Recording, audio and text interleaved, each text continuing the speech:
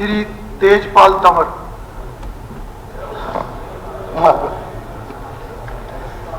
आदरणीय स्पीकर साहब, आपने बजट पे बोलने का मौका दिया, आपका बहुत बहुत धन्यवाद। बजट हरियाणा प्रदेश वासियों के लिए बहुत अच्छा बजट आदरणीय मुख्यमंत्री जी ने पेश किया है और उसमें प्रदेश की सभी बातों का विशेष ख्याल रखा गया है। सभी वर्गों को इसमें सम्मानित किया गया है। अब जैसे मैं बात करूं बिजली की, तो बिजली का बहुत बुरा हाल था। आज हमारी सरकार ने बिजली 24 घंटे मिलती है और उसके लिए अलग से और बजट बढ़ाया। पहले 6-6 घंटे बिजली मिलती थी, लोग लाइट की तरफ ध्यान रखते थे कब बटन दबाएं, ये हालत बिजली की थी। आदरणीय हुड्डा साहब, आप हमारे बुजुर्ग थे तो बुरा मत मानना, मेरी कुछ बात ऐसी है, धीरे धीरे से बताऊंगा। आप बुरा मत मानना, मैं ऐसी कोई बात नहीं करूंगा जो आपको वैसी लगे। लेकिन ये थोड़ा सा देखो ना, ये तो करना ही पड़ेगा भाई, हमने क्या किया आपने क्या किया, वो थोड़ा बहुत तो बचाना पड़ेगा। लेकिन उसमें कभी कभी थोड़ी तकलीफ तो होती है, हमको भी होती है। अगर आप हमारे किए हुए कामों को इग्नोर करें तो हमें भी तकलीफ होती है, तो थोड़ी बहुत आपको भी होगी। तो कुछ दिक्कतें, जैसे बिजली की वास्तव में बहुत बुरी हालत थी। खैर आपने भी लगाए, एक दो प्लांट लगाए थे, लेकिन बिजली की आपूर्ति नहीं हो पाई थी। आज देखो पूरे प्रदेश को 24 घंटे बिजली मिल रही है। इसमें किसी हरियाणा वासी से पूछ लो।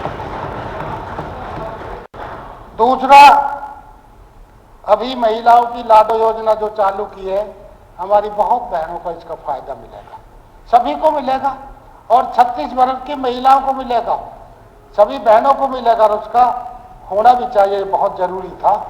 आदरणीय मुख्यमंत्री जी की घोषणा थी, वो पूरी हमारी सरकार ने की है, हमें बड़ा इसमें शगुन मिला है।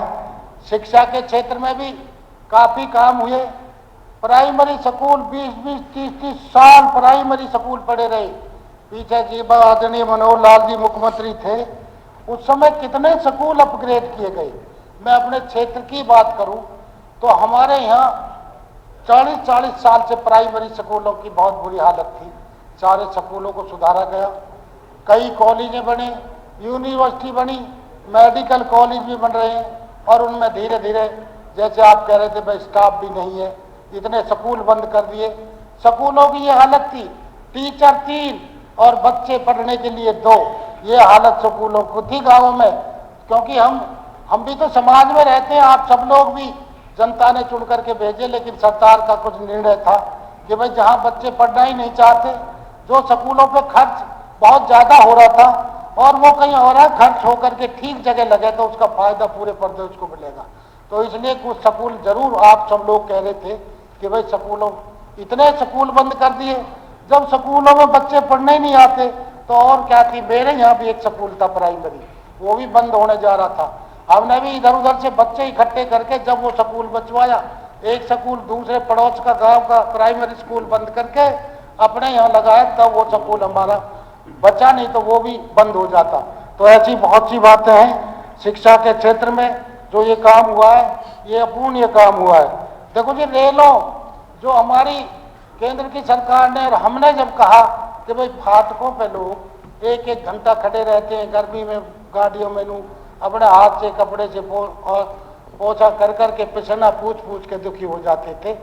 काफी रेलवे के जितने फाटक थे तकरीबन, और जो बच रहे हैं उन पर काम चल रहा है, तकरीबन सारे रेलवे के जो फाटक है, आज किसी भाई को कोई दिक्कत नहीं, सट सीधा रोड पर आगे पास हो जाता है।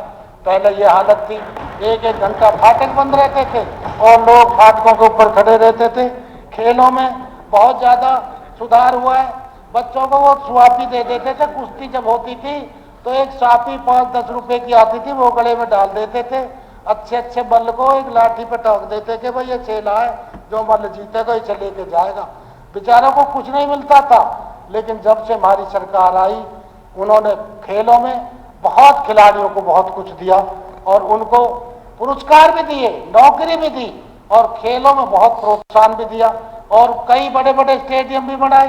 लेकिन कई स्टेडियम तो ऐसे हैं आदरणीय स्पीकर सर, जहां स्टेडियम तो बन गए लेकिन बच्चों खेलने नहीं आते। अभी हमारे भाई कहते थे भाई घास खड़ी आंकड़ा खड़े हैं और उसमें कीकरे खड़ी है।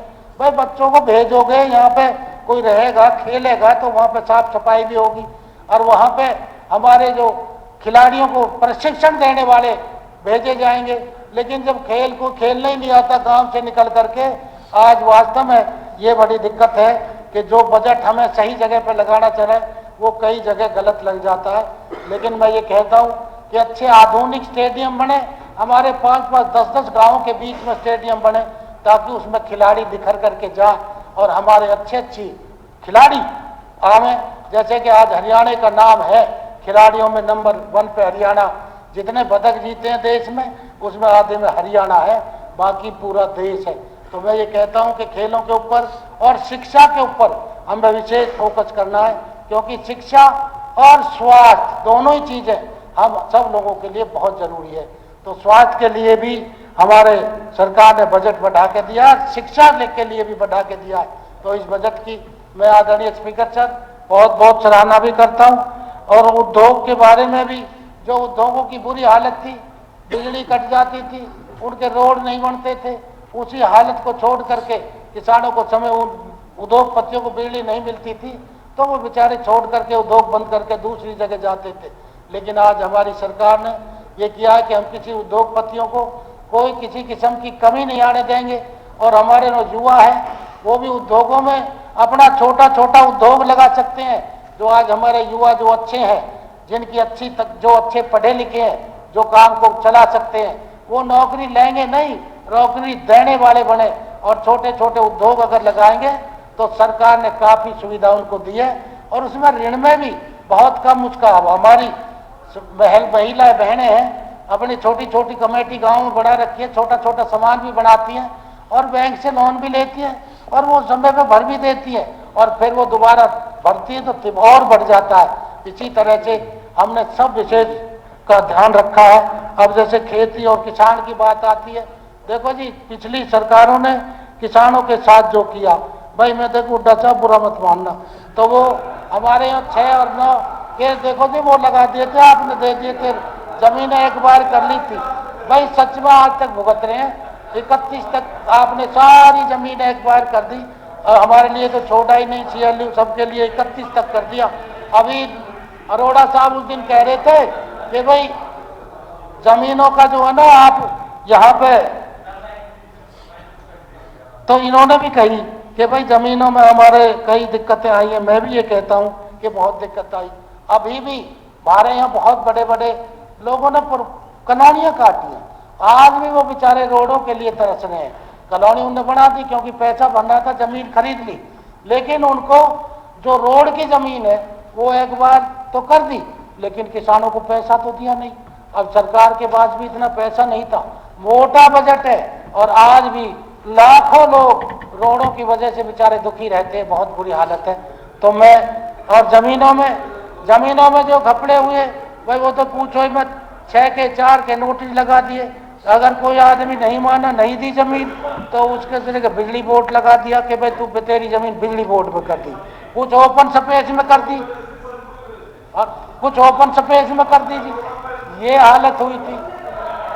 पीछे देखो अमिताभ जी बैठे हैं, हमारे माननीय हैं, रेलवे का मिला जी वहां 10 लाख रुपए एकड़ का भाव होगा। जब रेलवे की लाइन निकली तो 1.5 करोड़ 2-2 करोड़ रुपया किसानों को मिला। बेचारे बल्ले बल्ले कर रहे हैं आज हमारी पार्टी की सरकार की। लेकिन भाई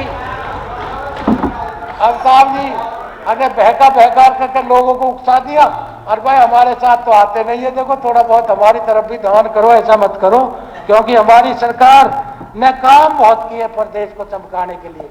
तो मैं तो आपसे ये कहना चाहता हूँ। और खेती के लिए तो अभी कहते हैं भाई MSP, भाई MSP केक रहेगी। जब मैंने कही भी 800 रुपए में बाजरा बिकता था, आज वो कितना 3100-3200 रुपए क्विंटल बिक रहा है ना जी। अब फसल जब जाती थी किसान की मंडी में तो उसको छान छान के कई क्विंटल तो बाहर निकाल देते थे। अब तो जैसे ही किसान खेत में से जाता है सीधा मंडी में जाता है और वहां से सरकार से सीधे पैसे किसान के खाते में आते। बता इससे बढ़िया बात और क्या होगी। किसानों को इतनी सुविधा दी है, जमीन एक भी इंच एक बार नहीं की हमारी सरकार ने इन 10 सालों में। और किसानों से खुली कह दी भाई व्यापारियों से सौदा करो, जितने में तुम्हारी इच्छा हो उतने में दो। और ऐसा ही हो रहा है।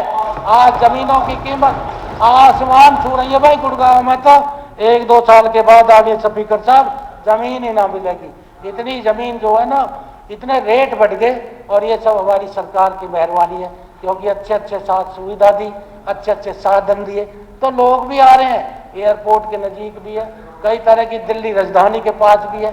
सारी चीजें ठीक हुई तो आज किसानों की माली हालत अच्छी हुई है। पीडब्ल्यूडी की जो सड़कें थी अब तो भाई देखो खराब है। मंत्री महोदय तो सुन लो हमारी बात, पर अब मुख्यमंत्री जी ने घोषणा कर दी भाई पूरे प्रदेश की सड़क चकाचक कर देंगे। ये बड़ी खुशी हुई है। ये मोटा बजट रोडों के लिए जो आदरणीय मुख्यमंत्री जी ने रखा है वो सबके लिए फायदेमंद है, किसी का नुकसान की बात नहीं है। जहां जहां हमारे कई भाई मांग रहे थे, स्टेडियम भी मांग रहे थे, पर भाई स्टेडियमों की तो मैंने बताई है, उसमें जो है ना थोड़े रख रखाव की जरूरत है। जहां जरूरत है भाई वो किया जा। आदरणीय स्पीकर साहब 1 आध मिनट तो और दे दो। अब गांव में जो प्लॉट ऐसी प्लॉट कटे थे हमारी पूर्व सरकार ने उन्हें काटे थे, आज तक बेचारों को कब्जा नहीं मिला है। उन पे आज भी घूमते फिर रहे फाइल उठा उठा करके। अब हमारे आदरणीय मुख्यमंत्री जी ने कहा कि उनको तो देंगे ही, पुराने वालों को जो छोटी मोटी दिक्कत है वो भी पूरी करेंगे और आगे नए प्लॉटों की भी करेंगे। और सर अंत में मैं 1-2 बात कह दूं।